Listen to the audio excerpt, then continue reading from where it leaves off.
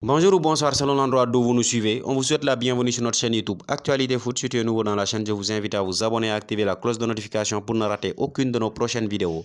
On démarre cette revue de presse sportive en Angleterre, plus précisément au Manchester United, qui serait passé à l'offensive selon The Times pour son futur gardien de but. Et sans surprise, puisque les Red Devils ont jeté leur dévolu sur André Onana. Ça, on le savait déjà, mais cette fois-ci, il aurait fait une offre et le journal parle d'un montant de 39 millions de livres, soit environ 45 millions d'euros. L'information a été révélée au départ par The Athletic qui précise que pour le moment, l'Inter en demande pas moins de 60 millions d'euros. À propos de Manchester United, Jim Ratcliffe fait aussi les gros titres du Suns.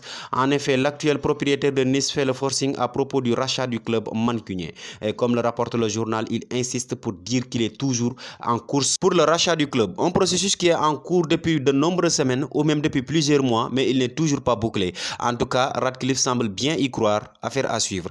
Dans les colonnes du Guardian, on apprend que Tottenham ne capitule pas pour Harry Kane. Les Spurs ont même lancé un sacré contre-offensif puisqu'ils ont fait une offre de prolongation à leur buteur et capitaine. Le journal parle d'une prolongation qui augmenterait grandement son salaire qui a atteint déjà les 200 000 livres par semaine, soit les 11 millions d'euros net par an. Mais Kane n'aurait aucune intention de signer une telle prolongation, en tout cas pas tant que le mercato reste ouvert et qu'il aura une chance de partir. En file en Espagne, où Estadio Deportivo nous donne des nouvelles de Sergio Rico après son grave accident. Ils sont bonnes cette fois-ci puisqu'il a franchi une étape très importante dans sa longue convalescence. Il a pu quitter le service des soins intensifs.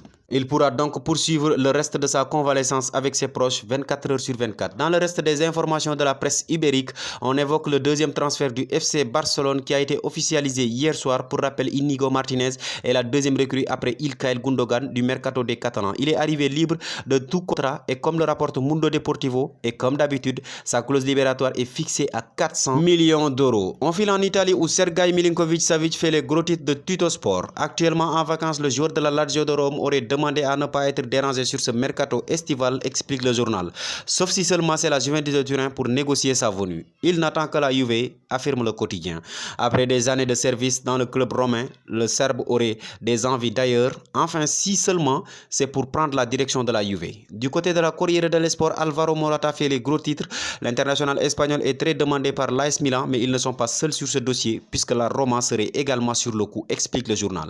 Alors que son club présent, Atlético de Madrid compte bien le conserver cet été. On file en France où le PSG présente son nouvel entraîneur, Luis Enrique. Et dans cette conférence de presse organisée pour l'occasion, Nasser El Khelaïfi en a profité pour envoyer un ultimatum à Kylian Mbappé expliquant que s'il ne prolonge pas d'ici 15 jours, il sera vendu. Pour le journal L'Équipe, c'est donc un ultimatum. Soit il prolonge, soit il sera vendu.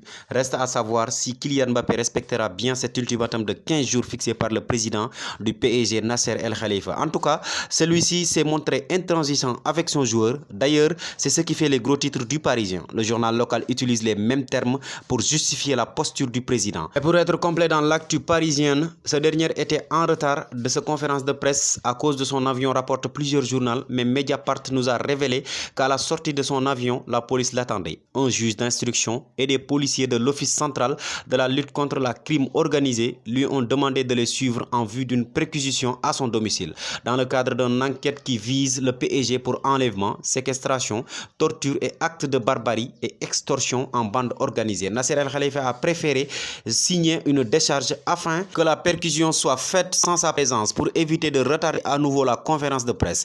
On termine en Espagne avec forcément Kylian Mbappé qui fait les gros titres. L'ultimatum accordé par le PSG à son joueur fait les gros titres du journal AS. Les 2 semaines de sursis laissées par le club à l'attaquant international français sont notées par le quotidien. Le ton est identique sur la une de Marca. En revanche, on apprend par El Chiringuito que le dossier Kylian Mbappé est loin d'être terminé puisque José Pedrol nous apprend que la décision du joueur et de son clan est déjà prise. Une prolongation n'est toujours pas envisagée par Kylian Mbappé et c'est ce qu'il a indiqué au PSG par le biais de sa mère et agent Faiza Lamari. D'après le média ibérique, c'est le PSG qui est en stress sur ce dossier. Les Madrilènes seraient très tranquilles et ils seront même disposés à faire une offre de 200 millions d'euros pour Kylian Mbappé cet été. Reste à savoir quelle sera la décision qui serait prise d'ici quelques semaines par Kylian Mbappé. C'était tout pour aujourd'hui les amis. Si la vidéo vous a plu, merci de la liker, merci de vous abonner au passage et à très bientôt.